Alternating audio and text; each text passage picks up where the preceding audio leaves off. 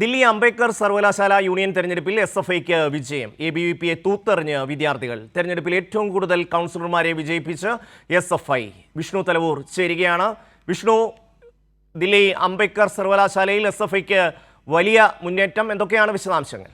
അംബേദ്കർ സർവകലാശാലയിൽ എസ്എഫ്ഐക്ക് വലിയ മുന്നേറ്റം തന്നെയാണ് ഈ തവണത്തെ തെരഞ്ഞെടുപ്പിൽ ലഭിച്ചിരിക്കുന്നത്. 21 എസ്എഫ്ഐയുടെ കൗൺസിൽ സീറ്റിലേക്ക് 21 പേരാണ് ജയിച്ചിരിക്കുന്നത്. അതേസമയം എബിവിപിക്ക് 4 സീറ്റുകൾ മാത്രമാണ് ഇത്തവണ അംബേദ്കർ യൂണിവേഴ്സിറ്റിയിൽ നേടാനായത്. പ്രത്യേകിച്ച് കഴിഞ്ഞ കുറച്ച് നാളുകളെ എസ്എഫ്ഐ വിവിധ വിഷയങ്ങൾ ഉയർത്തി വലിയ തലത്തിൽ അംബേദ്കർ യൂണിവേഴ്സിറ്റിയിൽ വലിയ സമരങ്ങൾ ഏറ്റെടുത്ത് മുന്നോട്ട് പോകുന്നത്. വിദ്യാർത്ഥി സമരങ്ങളൊക്കെ ഏറ്റെടുത്ത് മുന്നോട്ട് പോകുന്ന ആ ഒരു സാഹചര്യത്തിൽ തന്നെയാണ് എബിവിപിയെ തൂത്തെറിഞ്ഞുകൊണ്ട് എസ്എഫ്ഐക്ക് ഇപ്പോൾ വലിയ വിജയം അംബേദ്കർ യൂണിവേഴ്സിറ്റിയിൽ നേടാൻ കഴിഞ്ഞിരിക്കുന്നത്. 21 കൗൺസിൽ സീറ്റുകൾ എസ്എഫ്ഐക്ക് നേടാൻ കഴിഞ്ഞു. എബിവിപി 4 സീറ്റുകളിൽ മാത്രമാണ് ജയിച്ചത്. അതേസമയം മറ്റ് സീറ്റുകളിൽ ഐസൈ ജയിച്ചിട്ടുണ്ട്. പക്ഷേ നിലവിലത്തെ സാഹചര്യത്തിൽ എസ്എഫ്ഐക്ക് അംബേദ്കർ സർവകലാശാലയിൽ ഒറ്റയ്ക്ക് ഭരിക്കാനുള്ള ഭൂരിപക്ഷം ലഭിച്ചിരിക്കുകയാണ്.